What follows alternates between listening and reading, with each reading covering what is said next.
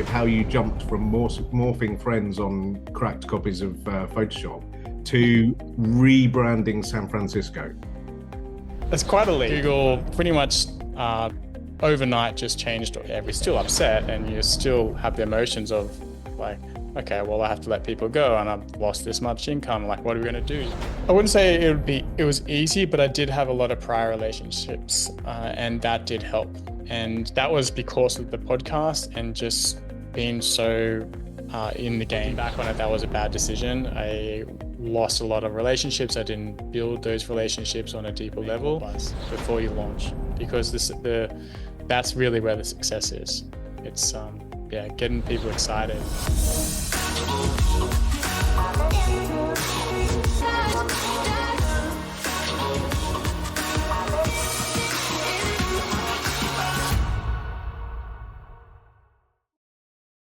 Welcome to another episode of the Leading Boldly podcast. I'm Matt Clutterham. And I'm Jenny Jarvis. Now, before I dive straight into the introductions today, I just want to point out something. And that's, we're not in pink and teal today, we're in double pink. And that's because we're paying homage to a very special guy. Today, we've got a true titan in the world of branding, Jacob Cass. Jacob is the founder of Just Creative, a globally renowned design and branding agency, and the visionary behind the Brand Builders Summit, the world's largest event of its kind, bringing together the greatest minds in branding from across the globe. He's not only built brands for Fortune 500 giants, but has also built a thriving community of creatives, thinkers, and doers who are passionate about leaving a lasting impact through bold branding. Jacob's journey from a young designer to a leading global brander is nothing short of inspiring.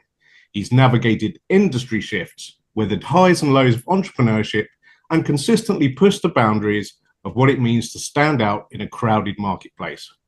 Today, we're diving deep, not just into the strategies and the success stories, but also the personal side of his journey, the hard lessons and the psychology behind building something extraordinary. Jacob, it's an absolute honor to have you here on the Leading Boldly podcast. Welcome. Thank you to you both. And that has to be the best introduction I've ever had on a podcast. So thank you so much. Excellent. For that very, it's a great start. Genuine introduction. Yes. We're very thank you so pleased much. about that. We get that comment quite a few people said, can you send us that intro? Because I need to use Yeah, it. I was thinking that. It was very custom written and things I hadn't heard before. And that was amazing. It wasn't just, copy pasted from the bio page, which is great. No, we don't believe in copy and pasting anything that we do. So sometimes we think maybe we should. Yeah.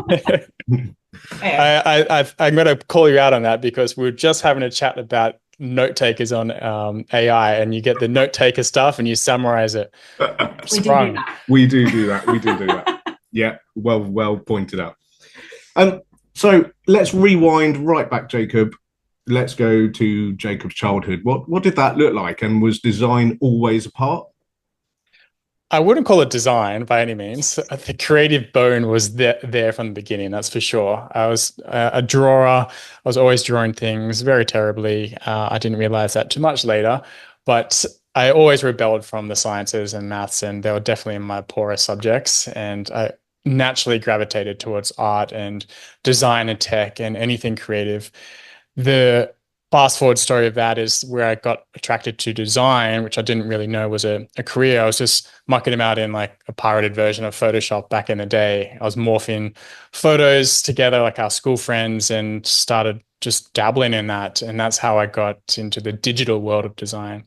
But at the same time, I was studying graphic design as a subject early in high school. And I didn't actually know it was a career by any means. And then I saw a careers advisor and they told me about graphic design as a career. And that's when the light bulb went off. And that must have been early teens. So I know I'd cut out a big chunk from my childhood to 14, but I'm saving you a lot of background. So you're in Australia, so it's late at night for you at your end.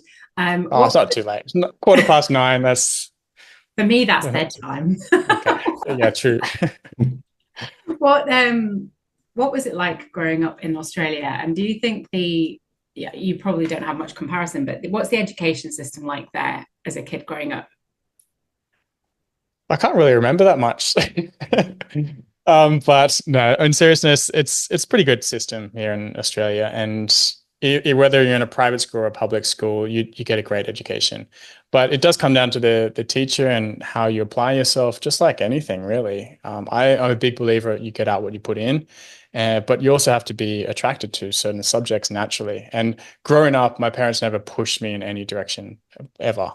It was always a natural thing. So it's like, oh, I love soccer, I'll do soccer. If oh, it's design, design. They never held me back. They never pushed me into anything. So it was a very natural progression, whether or not that was by design or just their parenting style, I'm not sure. But I do know that the education system helps guide you. And, the careers advisor is a perfect example of that. And we have world-class universities here in Australia. So I'd say it's quite up there. Mm. So how did you, apart from the careers advice, give us a little potted history of how you jumped from morphing friends on cracked copies of Photoshop to rebranding San Francisco? It's quite a leap, but Yeah. the biggest the biggest shift happened when I was in my last year of university. So I studied visual communication at the University of Newcastle in Australia.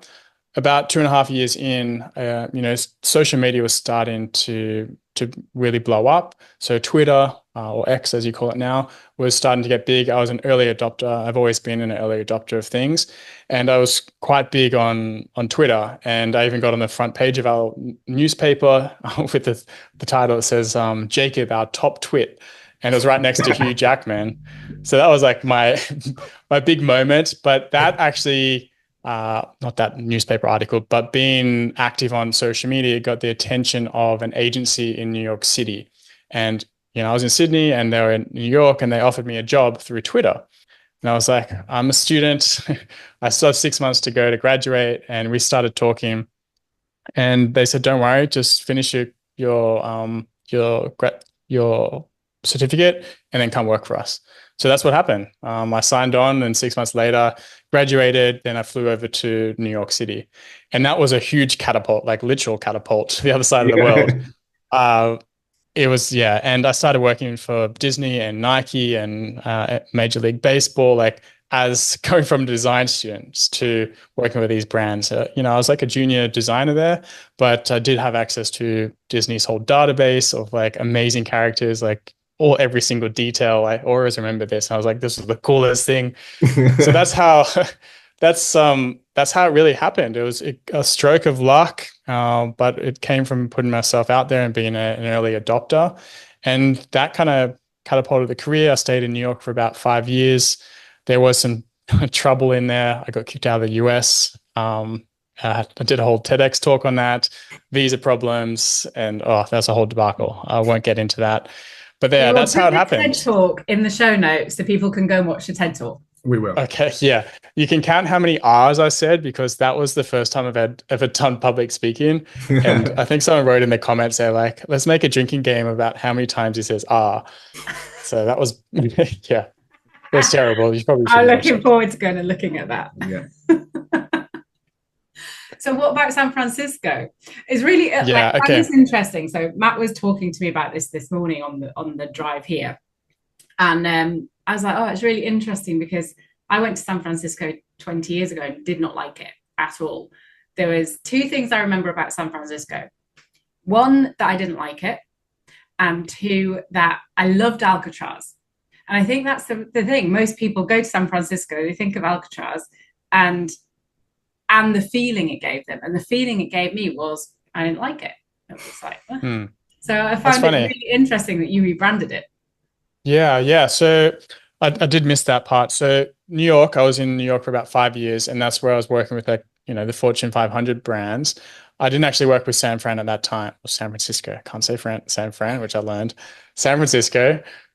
That came a couple of years later. So when I was doing when I was running my own show, I've always been running my own show in the background. But how San Francisco came about was I'd been doing a lot of subcontracting logo work for an agency. So they subcontracted out to me. So I'd been working on places like Kentucky, Puerto Rico, Chicago, and then this San Francisco one came up. So it was a repeat kind of engagement with this agency who specializes in travel branding. And yeah, I was one of, I think, 6 designers that was hired to work on the San Francisco logo. There was a lot of back and forth with the client, and then, sorry, with the agency and then the client.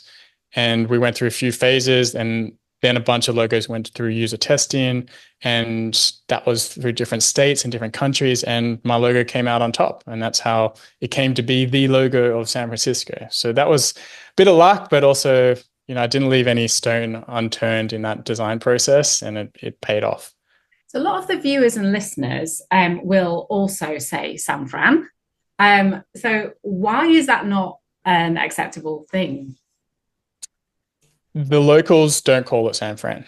So a lot of international guests, especially in Australia, we just shorten everything. It's like Jono and Matto and all of that. So yeah, we just shorten it to San Fran. But it was very clear in the brief not to, actually it wasn't clear in the brief, but I learned in the first round that we can't do that. Okay, so that's how I learned not to do that. And it was a pretty tricky word to work with, San Francisco, because it's like very short and then very long, and you couldn't shorten it or anything. So we ended up using like a condensed typeface and splitting it onto 2 lines. So that's how we made it work. It's really interesting because I think language is important, and what one person says as a matter of course, because that's what I would have said San Fran. Like, it wouldn't even mean anything to me not to say it. But in those worlds, and if people don't want you to say it, we have to learn different types of languages, and that can be really hard. We've been talking about it a lot with the work we do with our suicide charity on Tough to Talk, because language is so important. And we don't say committed suicide anymore, we say died by suicide. And those so that's why I was interested in knowing whether it was wow, that's a subtle but powerful nuance there. Yeah, it really is. And there's lots of those different phrases that we're working with at the moment through some of the work we're doing, that there's a very definite reason why you shouldn't say it, and there's a lot of historical stuff, so that's why I was interested. But when you were talking about typefacing, typesetting, and the words and everything, Matt was also telling me this is your font back here that we've got. Yeah, we should point out that this is designed by Jacob here, this font. Yes, Just Sans that it's called. Yeah. So, that was really surprising to see that, and I've actually seen it pop up a few times with people recommending it, and I'm always blown away when it just comes up. So it's it was much more successful than I ever thought it was ever going to be, and it became a bestseller, and it's been there for quite a while. It hasn't left, so that's great to see. What makes you create a font, and what happens when you created the font and it's really popular? Like, do you get paid for that, or like how? I don't know how. No idea. Yes. Okay. So I hired a type designer. So I worked with a type designer. I did the creative direction and did all the research and guided him what I wanted and for like what the vision was.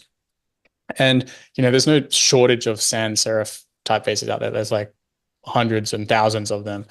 But the gap that I saw was something that had a little bit of friendliness, but it also had a bit of bite into it. So it was like it had this nuance of being friendly but stylized, and I guess that's the best way to put it. So I worked with him to create something that had those attributes, and there was nothing else that was exactly like that. There's plenty of other choices, but that's the vibe I was going for.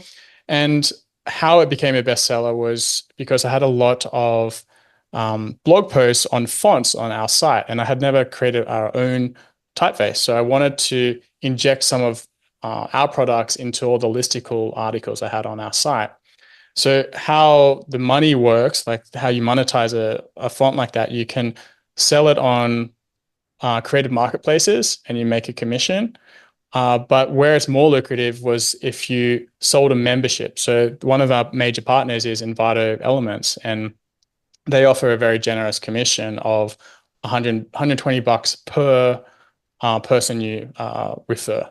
So if you can use your typeface and refer them to a membership site, you get the $120 plus the sale on top of the font.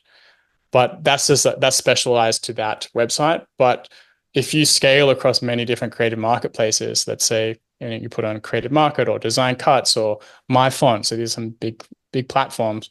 Every month you're going to get some commissions come in. So it's more of a scale game, but it's very competitive. So how we stood out for this particular product was a lot of keywords. Because I've searched for fonts all the time, I know what I put in. I'm like friendly font, like humanistic font, sans serif. So like I put every keyword that I suited that font into the description and also the headlines as well. So it was this SEO play, keyword play, but also I hired a type design, like a designer that specialized in showcasing fonts.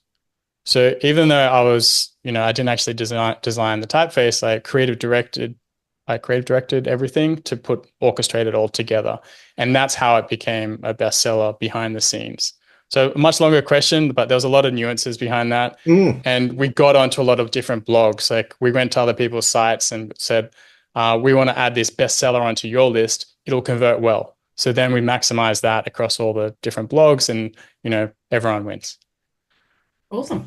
Yeah, it's really, really interesting. And I found it not only through you, but I'm a lifelong Helvetica fan. And I was looking, when we were doing our brand, I was looking for a Helvetica alternative for now. Yep. Something that wasn't, as standard as Helvetica, but had all the same feel for me. And it was a natural choice. Yeah, exactly. And the thing with Helvetica is amazing typeface, obviously, but it lacks that warmth. So that was another keyword I was looking for there. Friendly, warm, but still with bite. So that's exactly what that it evokes. So glad you found it. Brand. Yeah, absolutely. So that sort of leads us really naturally into so many other questions. So I'm going to dive into, I'm just going to grab one of them. And the blogs and the SEO. It looked like from the outside, you'd sort of built Just Creative for quite a while around blogs and SEOing your site through blogs. And then something happened, didn't it? SEO fell off the cliff for you. Can you just sort of take us through what was going on? Because I think the pivot of that was the Brand Builder Summit. Yes, absolutely. So you're right. So I've been blogging since 2007. So I've been in the game a while. A totally different world. Back then, it wasn't even called content marketing. It was literally communities, and you'd have the commenting sections were on fire, and it was a very small, tight-knit kind of blogging community. And it was like even the phrase blogging, it used to just be like, here's what I had for breakfast, and like here's my diary kind of thing. And that turned into like, well, you can actually make money from blogging. And that's when it really blew up. People starting to realize how you could monetize content. And that's how I fell into this world of blogging. And through that process, I built a profile on Google and search that our site was authoritative. And I played on that for a number of years. And then it was probably about 2018 that I really amped up the affiliate model side of things. And the affiliate, for people who are unfamiliar with that, the affiliate revenue model is I recommend a product, someone clicks on the link, I get a commission for that. So you can do that at scale through many different articles. I ended up hiring a team of about 10 across the world to help scale this initiative. Because we had such progress in Google, our articles were, getting found very easily. We're in like top 1 to 5 for a lot of key phrases.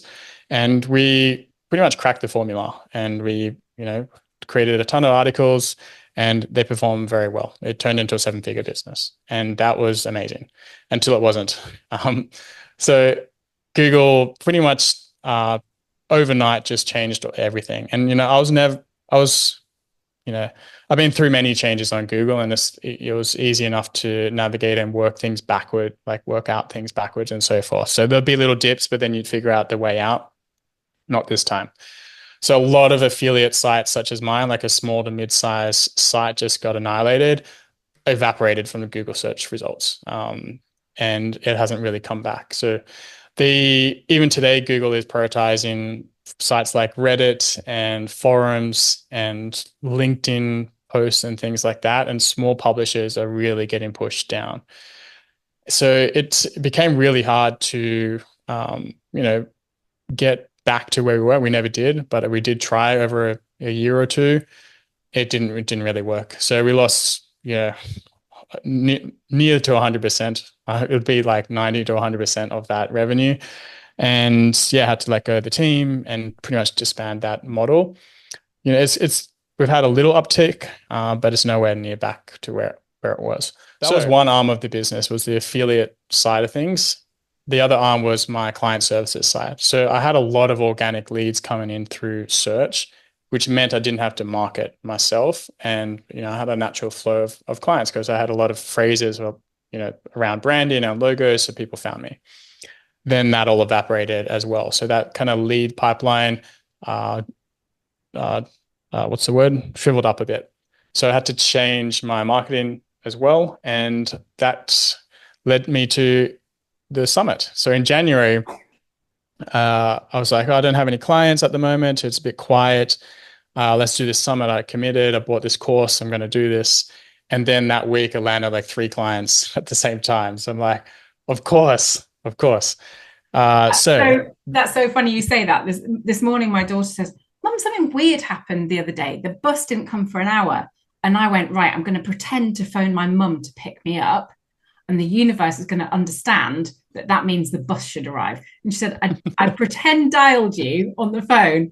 And at that moment, the bus came around the corner. That's perfect. That was the conversation we had in the car this morning. But what I want to know about that before you go on to the brand summit is what happens to your body and your mind and your voice and all of that stuff when literally your business disappears pretty much overnight. You can ask my wife, or ask my wife that one. I think she'll give you a better answer. But it's the classic, denial roller coaster. Like you deny it and then you come to accept it, and then I can't remember all like the roller coaster thing, but it was over a year that there was a lot of ups and downs, because it's like it went down and down, and then we're like, oh, there's a little uptick, and then we're back, and then it goes down and down, and like at the same time you're like hiring consultants and talking to people and reinvesting, and it's just it just keeps going down. So it's like you're just watching your business go down while you're chucking money onto it as well.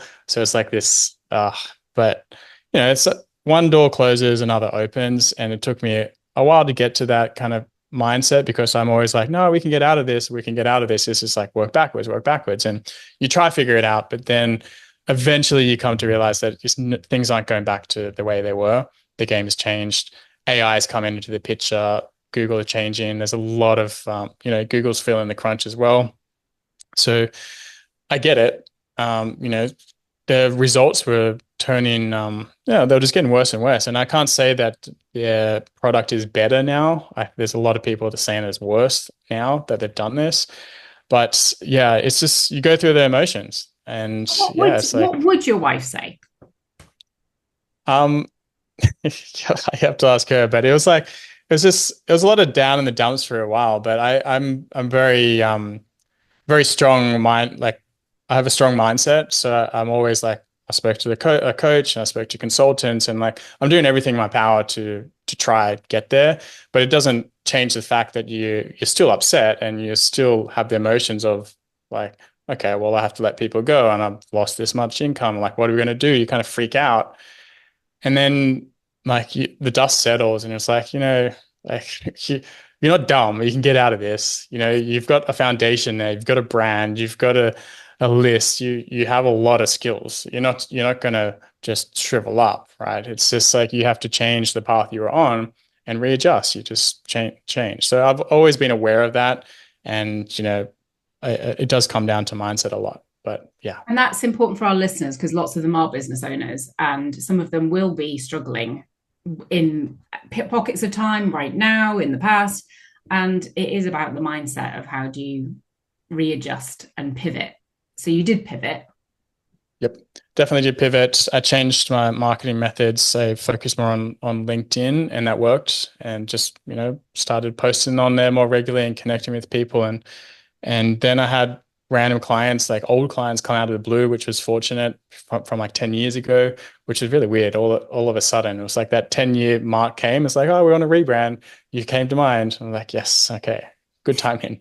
But the pivot, so the summit, it didn't just come out of the blue. How the summit came about was, yes, the SEO side of things, but also I'd been speaking at a lot of summits before, and there was people asking like, when is your summit? When's your summit? And I'm like, well, that's a good question. And I'd been talking to Matt about this for a number of years. So Matt, my podcast co-host, about running like a conference or some particular event on branding. And, you know, him being in UK and me being in Sydney, it was just like a very small chance of that happening. We'd both have to be very committed and like, you know, have that as a focus. But I think the seed was planted, and the fact that I've done summits before, people were asking, the SEO side of things are down. I had to pivot, and something had to change. I needed a new focus, and that is kind of what excited me. And I don't get that excited feeling very often. The other times I remember is like when I learned about brand strategy and I went down that rabbit hole. I'm like, holy shit, I thought I knew branding, but I don't know anything. And you're like, okay, that was like one of those moments. I just got so excited. Another time was like NFTs and the blockchain came out. I was like, this is mind blowing. This looked really exciting. I jumped onto that. I started like an NFT or Web3 company that flopped because of like team difficulties. But I'm very curious. I'm very much an earlier adopter, as I mentioned earlier. And it was just like, okay, the stars aligned with all these things. And, you know, I had a history of, not a history, I had a nice cross section of skills for a summit. So like understanding marketing, branding, design, and I had the network to tap into to put something like that together because of the podcast. I'm like, all these things came together, like email marketing. I'm like, I have all the skill sets to make this really successful. And I know there is a gap in the market because I've seen so many design summits and none have been focused on brand, like not one. So it was, the vision was there, it came to be. And I'm like, well, I have to figure this out. Like how am I going to do this? How am I going to position it? Like, what do the days look like? How many speakers are there? There's a lot of questions that go into it. I'm not sure where you want to take it, but that's how this came about. Yeah. So you had the idea, you got started. Did you know at that point that it was going to turn into the biggest branding summit the world's ever seen? No, definitely not. Okay.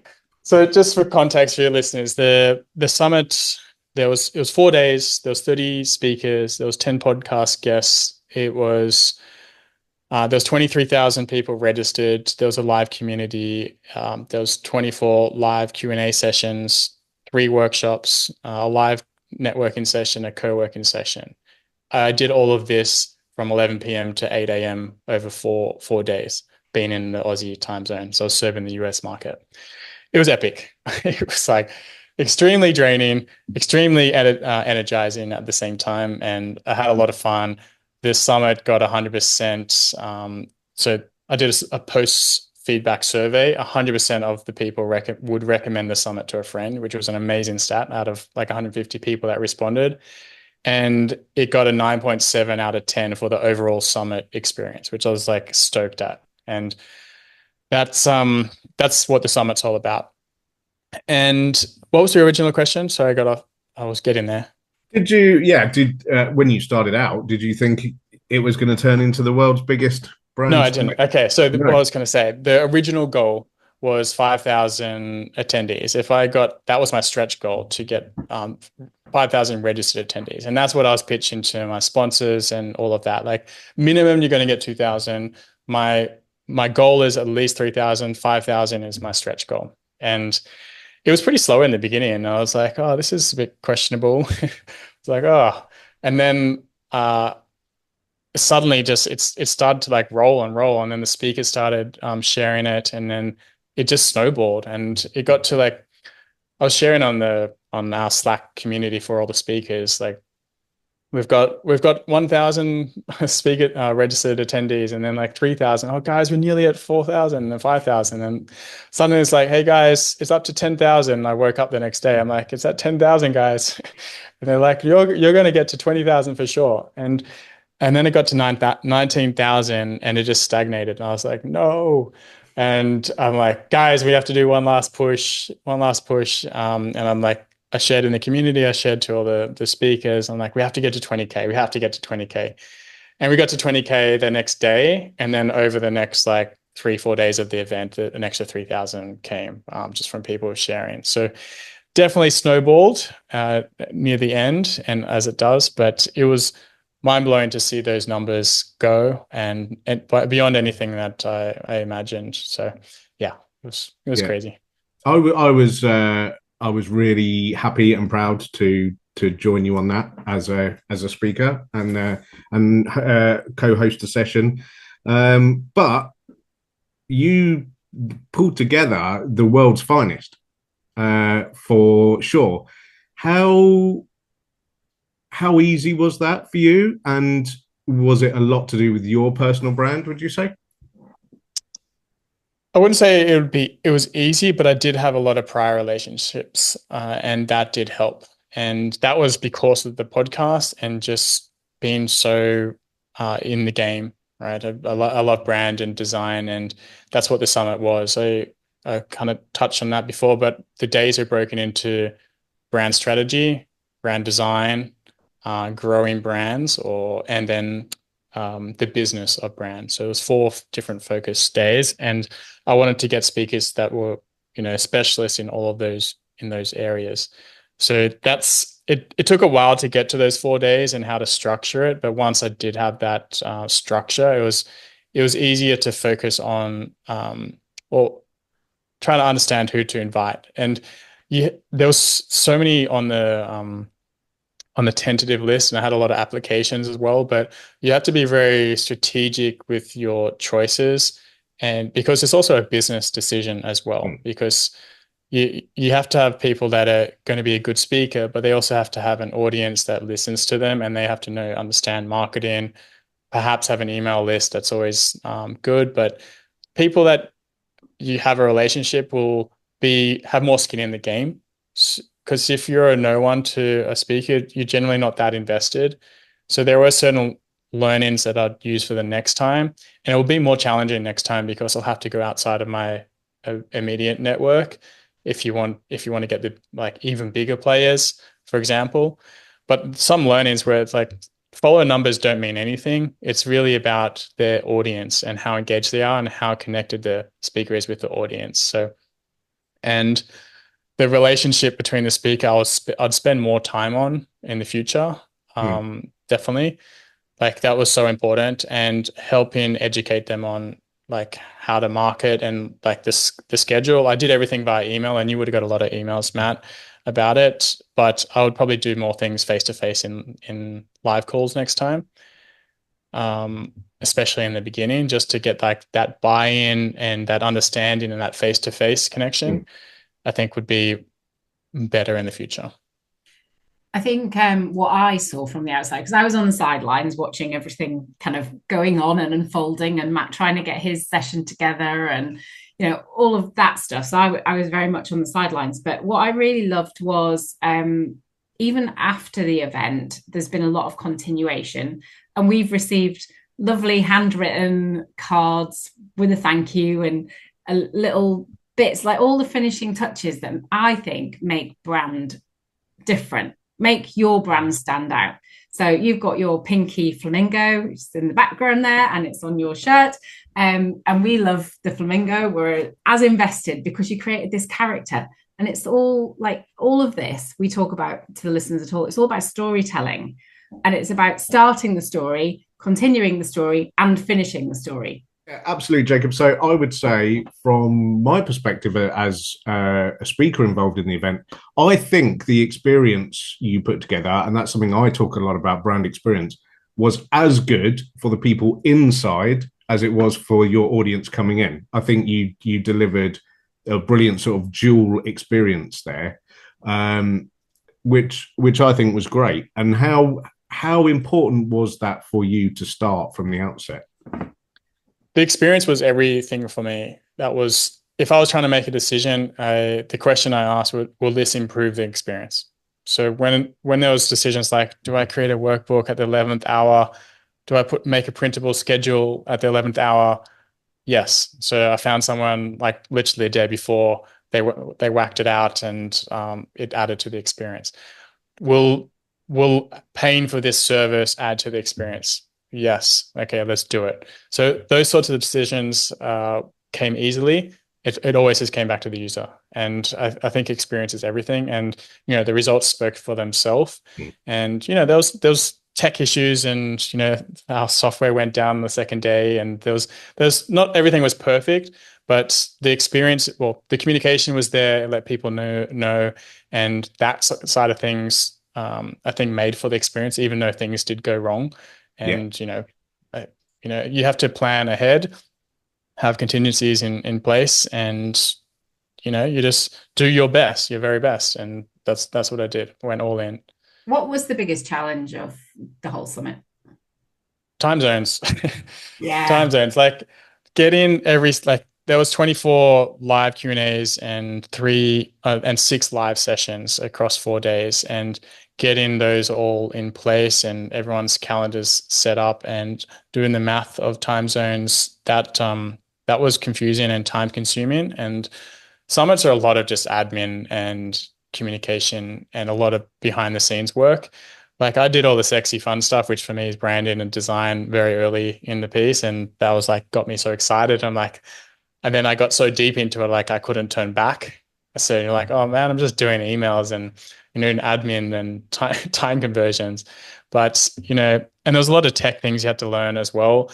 But I did enjoy the process a lot. I did have a lot of self-doubt, and, it was a roller coaster ride. I'm like, what the hell am I doing? This is like so much work. I'm not going to get much out of this. I'm like, what am I doing? But I had so much invested, and like I couldn't turn back. And you're promoting things, and everyone's like has put trust in you to get this show off the ground. So it's like I had to do it. So what would your top tip be for somebody who wants to do a summit? So I followed a program called Summit in a Box from Kristen Miller, which was absolutely essential for helping put this summit together. And there's a whole program behind the video trainings and teaching about the tech, and there's templates and everything. And there's actually, I have a workbook here for the next one, which I didn't get last time, but it's just a stepping stone. So you have to follow, and it helps with your position in the tech, and it gives you ideas that you may not have heard of as well.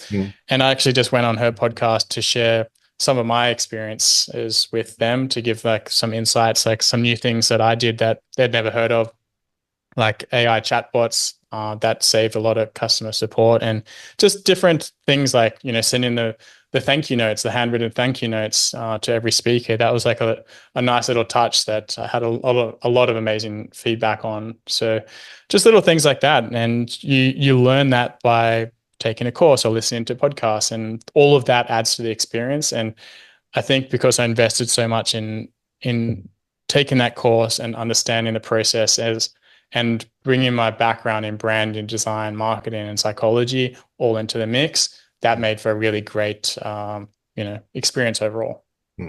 Yeah, absolutely.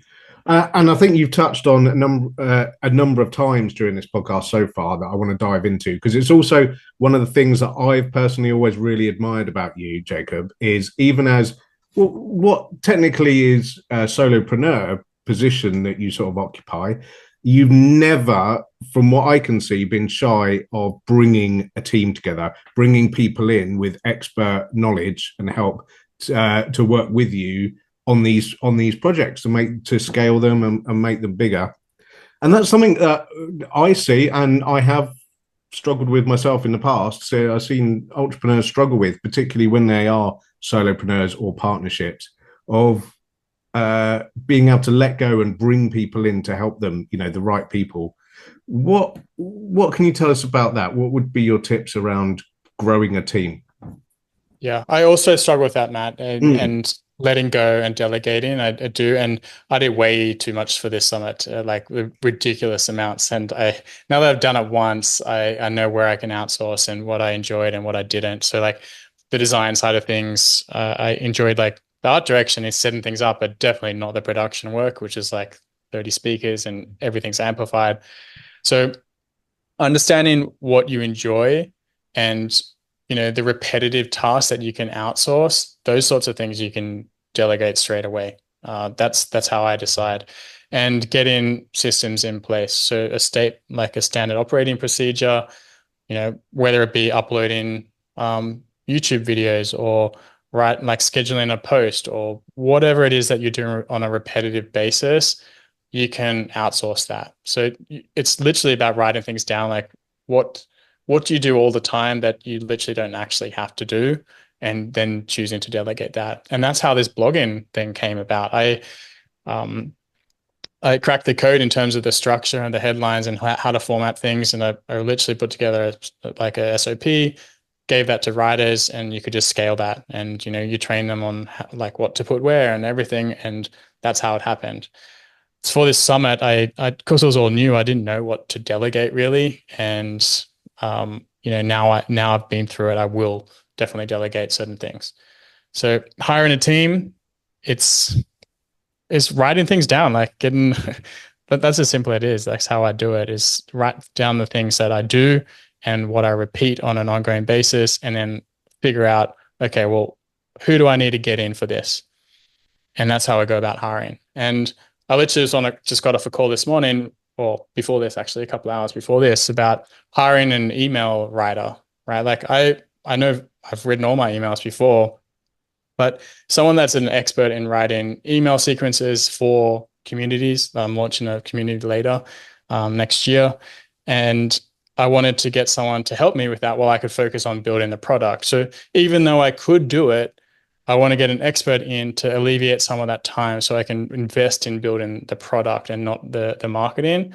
So it's those decisions that you need to make. It's like, well, what's the best use of my time? Is it on marketing? Is it the product? Is it the actual experience? You have to make those decisions. And that's how I kind of come to choose who I hire.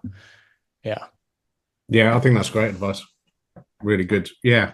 What are you doing all the time? And what do you enjoy doing? What do you want to spend your time doing?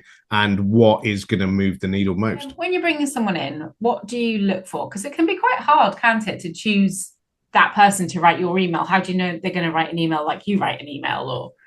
Or what do you recommendations? So I ask people, I've seen people who's built it. So I'm just going to use that as an example. Like I was looking for someone that could help with building a community. I contacted them. I've just seen you launch a community. Who did you use for this? And then what did you think of them? Would you recommend them? If they say yes, loved them, okay, I've got a contact. And that's literally what I do. I look for personal recommendations. But there are certain use cases where I'll just find someone on Fiverr or Upwork or some job board like that. For example, I needed someone to create an AR filter for the summit, like an Instagram filter, which needed technical skills in AR and VR. Very niche kind of skill, but I ended up asking someone else that had done that. Do you have that person's contact? And then I used them. So referrals is my number one way. Other times I look at ratings, especially on Fiverr and Upwork. How many ratings have they got? Is it above 4.9? That's what I look for. Are they a pro provider? I generally look for them, because there's the economies of scale on services like that are huge, and you can find some really excellent people on there. And the difference between someone that has 4.9 or like say 4 is huge. So I always look for the best on there because they're committed, they have a track record, and it's a simple thing to do. So simple tip, yeah, just look for track records. Yeah, that's a great tip. Is there anything you would have done differently looking back over your career as a branding person in the world? Is there anything that you would have done differently, or is your journey just your journey? I think it's just the journey, right? That we've all made mistakes, we all grow. And in hindsight, everything, like, why did I do that? The biggest one that comes to mind is that I went traveling for about 3 years and did the whole digital nomad thing. And throughout that time, I didn't take a single phone call, like a video call. Everything was through email. And that was mainly because of time zone differences, but also just that was a choice at the time. And looking back on it, that was a bad decision. I lost a lot of relationships. I didn't build those relationships on a deeper level. And there were lost business opportunities that I probably would still, being affected by today if I had those relationships and I kept them. So that's the biggest thing that came to mind, of like just how I conducted business early in my career. Yeah, that's interesting. And I would say that I've fallen into that trap before in the past, just trying to do it, just trying to stay hands off a little bit and do everything by email rather than just picking up the phone or jumping on a video call, which is so much more personal. And we actually see that with our clients as well. Don't we? It seems to like to jump on a call or get on a video. You need a certain extra amount of boldness. Yeah, it's becoming more commonplace now. Just like ever since COVID, Zoom is just like ingrained in our culture. And like even before I went traveling, before that, I used to have a form on my site for logo design, and people would fill out that's what I specialized in. That's what was my niche back then. And people would fill out the form, and it would be questions like, "What color do you want it? What's your name? And like, what's the personality?" And they were like, it was just the client giving me the brief. And in hindsight, like now I've become more strategic and, focus on brand strategy. I'm like, what a stupid thing I was doing. And, they'll give me the design brief. It was not grounded in any insights or research or like anything. It's like, it was just on a whim, and you're creating designs, which technically were kind of just like art, because it wasn't based on any merit. It's just based on a brief they'd put together. Well, I guess there's some merit there, but it's just generally just based on the client's intuition and not necessarily true insight. Do you think that though that's just because the world of branding and the thoughts around branding have changed? And I think they're escalating a lot currently. I think brand is really building momentum about people's understanding. So what do you think has changed from when you started in the branding world, filling in those forms and just following a brief, to what it's like now? Because I think it's very different even in the last year. It's definitely very different now. And that is because of the commoditization of design. Tools like Canva and, AI even these days, it's making design more accessible. So that whole bottom rung of the ladder is being evaporated in terms of, creating flyers and just the basics for, very early startups, like smaller mom and pop shops. Like that whole level is being eradicated. And it's a shame for junior designers because they won't have that to work on. And but it's also a huge positive because designers are getting more of a they're getting a seat at the table, right? They're becoming more strategic. They're solving problems, not just executing on designs. Nothing wrong with that, but I do believe that for the sustainability of a designer, you do need to understand those principles these days. Yeah, absolutely, I agree. I feel also that there's a lot of people that are designers, and they've traditionally done logos, built websites from a pure design visual point of view, who are now kind of going, oh, I'm a brand strategist. But then they're struggling because they're creative. They don't see that as a creative outlet as such. And they don't really have the strategy knowledge in the same way as people who have invested in looking at being a brand strategist, for example. Yes, there's definitely that. Everyone's tacking on strategists at the end of their titles these days. And I understand why, because it can add some, perceived value to what you do. And yeah, I totally understand it. It does, I don't say weaken the idea of strategists. And I think, planners from agencies will even say that, brand strategists have weakened our position. But, how I see things going forward is not necessarily people calling themselves brand strategists, but brand builders.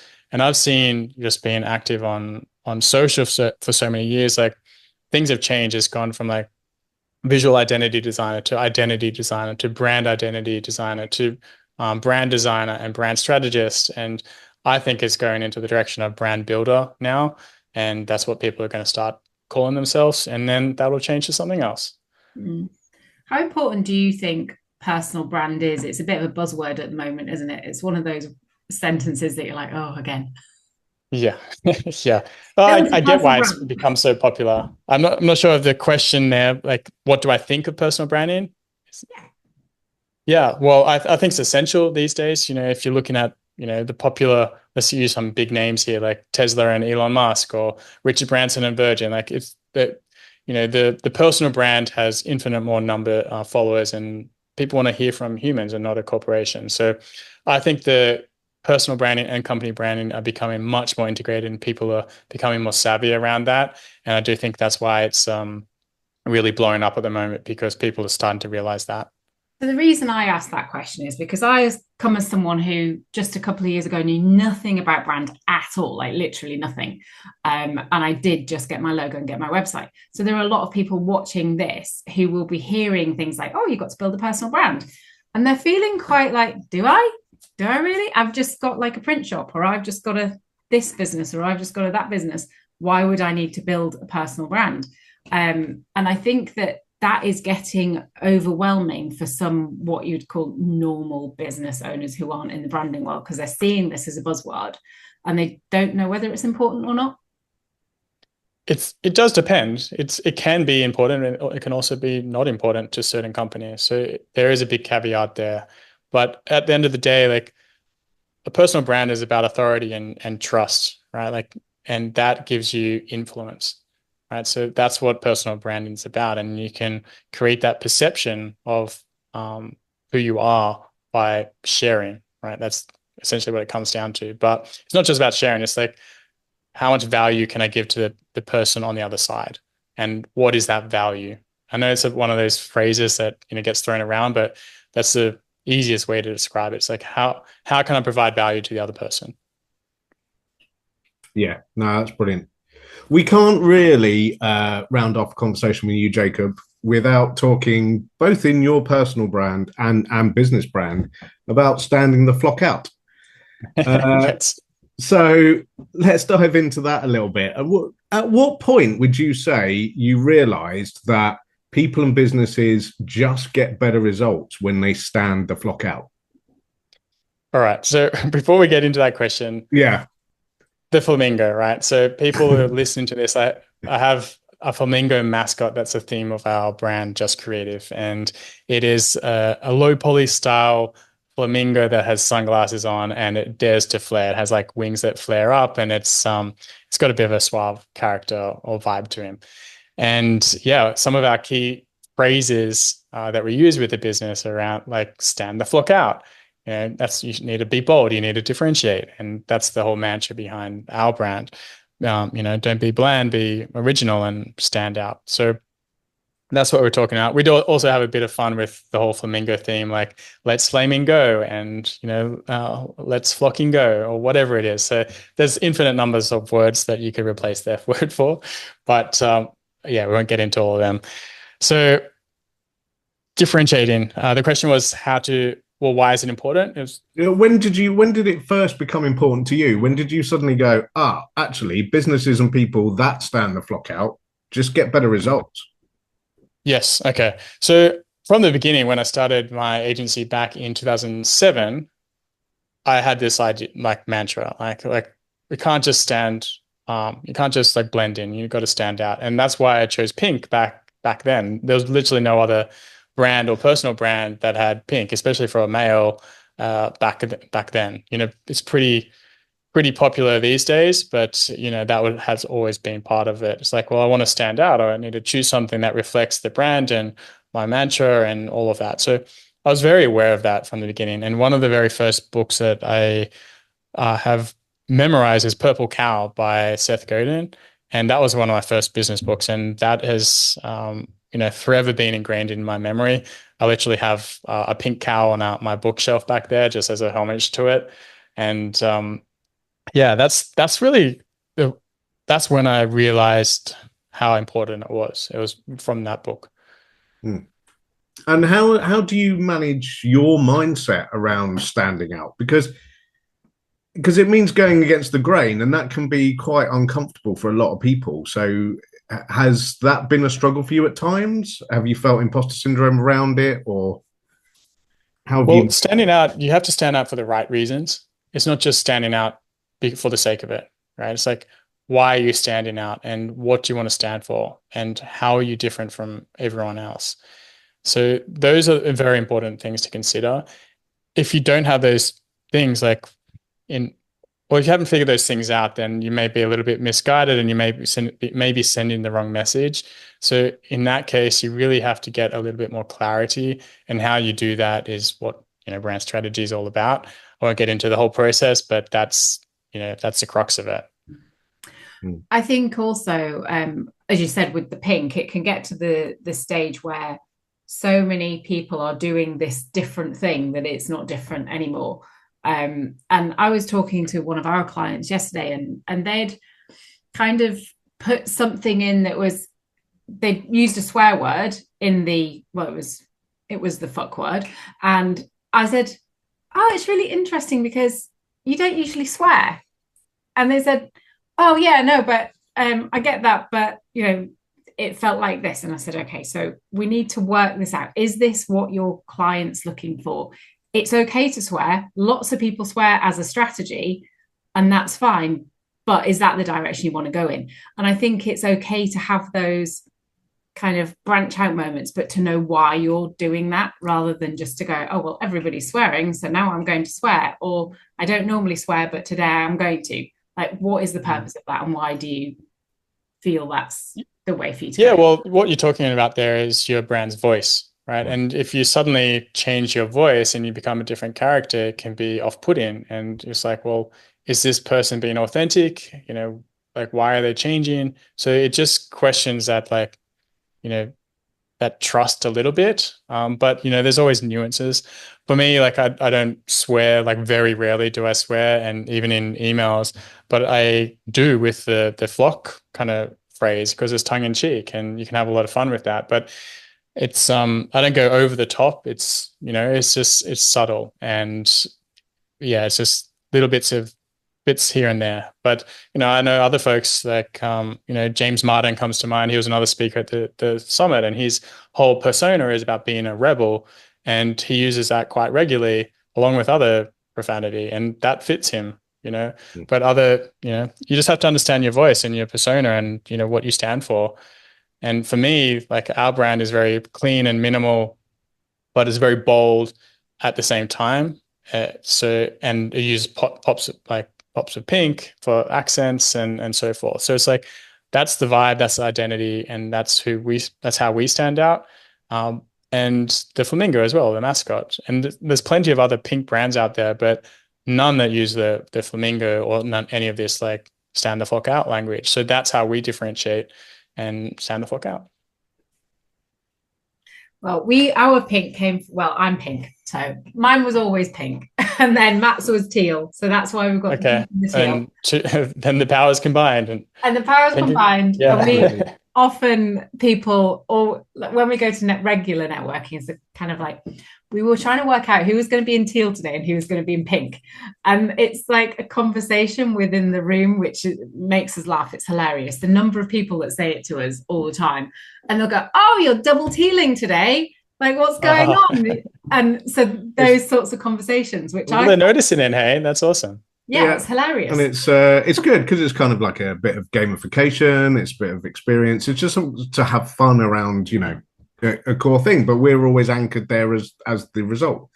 In the same way that it doesn't matter where I go in the world, Jacob, if I see a blow up flamingo or like a flamingo sign or whatever, he'll take a picture. Yeah. I normally take a picture. I have so many, you won't believe how many people send me photos of flamingos, and just like flamingo gifts, like underwear and socks and like gin, and like there's so many flamingo things. I'm now a part of a flamingo lovers club on Facebook, and like the amount of flamingo stuff I see and tattoos, and like you just get like you get into this world and you have never even imagined there was so many other flamingo lovers out there. But I've ruined flamingos for a lot of people. I'm sorry. Not brilliant. For me. I love it. Brilliant. Well, we want to be really respectful of your time. You're joining us from literally the other side of the world. I'm having fun, guys. But I know there's a time gap. But thank you. It's been a pleasure. There is a couple of things that I just want to ask before we let you go. Matt's favorite bit of the show. Yeah, we're not quite there yet, though. That's the next question. But the first thing I want to ask is, there's a lot of businesses out there, not necessarily running summits, but running online events that are struggling around the 50 to 100 people mark. Mm-hmm. What would be your biggest tip to scale that? Well, I don't think it's about the numbers. I think it's about having the right people in the room. So I wouldn't say that 50 to 100 is struggling if it's the right people. Mm-hmm. So that frame of thinking can help. And, you know, even with the, you know, summit of 23,000, would sometimes have a couple of hundred people in the room, like the live calls. So don't think about the numbers too much. But if you do want to scale, it comes down to marketing. It really does. The big part of the success of the summit was the pre-buzz for the event. So much time was spent in the lead up to the event. So I would recommend, if you're struggling to get people to your event, that make more buzz before you launch, because that's really where the success is. It's getting people excited. If it's a big event, having a wait list, you know, those sorts of tactics will yield better results than just like, hey, come to my event, sign up here, and it's like one and done. You'll get some people that are very active, engaged, but yeah, if you want a lot of people, more excitement. I think people get really, well, we hear this a lot, that people get really paranoid that people are bored of seeing their stuff. And we just say all the time, that is not the case. They often don't see your stuff. People have busy lives. I get it. That's why people want to watch replays and things on 1.5 speed to 2 times speed. And I get it. So yeah, that's why sharing multiple times and getting that excitement going is so integral to the success of an event. Yeah, I think that's brilliant advice. And also just not to focus on the sort of vanity numbers, focus on the quality and actually what you want to achieve as your goal. Yep, 100%. Yeah, great. So now it is definitely my favorite time of the podcast, because I get to do my desert island discs bit. And we ask this of everyone, Jacob. So please, can you give us one book, one piece of music, and one tool or framework that has really changed your trajectory that you would like to share with others? Yes. Okay. So Story Brand by Don Miller is probably my most marked up book out of all my books. And I use that kind of framework on my own website. And that was very illuminating. I love his work. He takes complex subjects and simplifies them. Even his next book, Hero on a Mission, from Viktor Frankl, he kind of summarizes that and puts in a framework that can be used in like a business sense. Very simple, very practical, and I like his style. Music, my mind goes to Blink-182 because that was like my biggest rock and roll band. It was like my first, it was the first concert that I went to. Very memorable. I lost my shoes, didn't get them back to the end of the event after like crowd surfing. So that was like, and I still go to that bloody venue even today. So it's very much in my memory and just a place of good times. So that's my music one. And the framework, I use a framework for my brand strategy work that I've got from Brandmaster Secrets, which is from Stephen Horahan.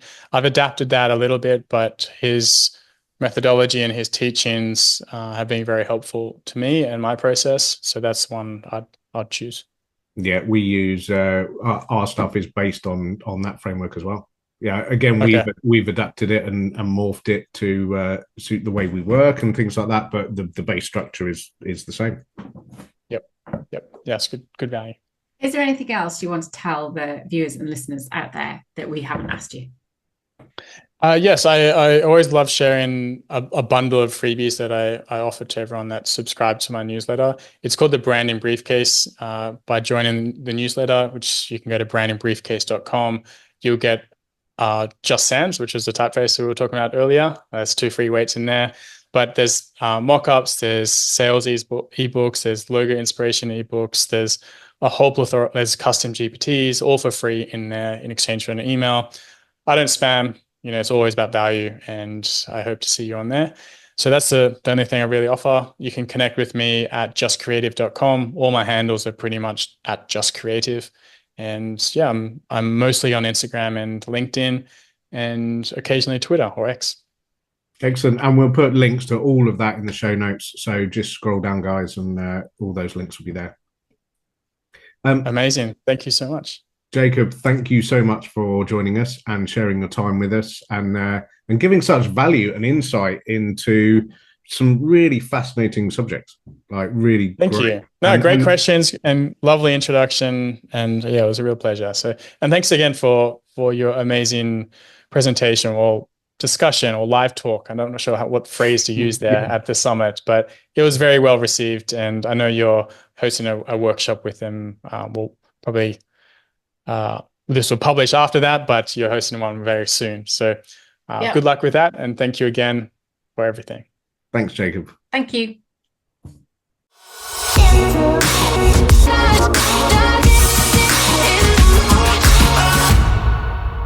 Quick one before you go. If you want to grab a free PDF download copy of my new book, Being Bold, How to Use Brand and Human Transformation to Skyrocket Your Growth, just drop into the show notes where I'll put a link to your free copy.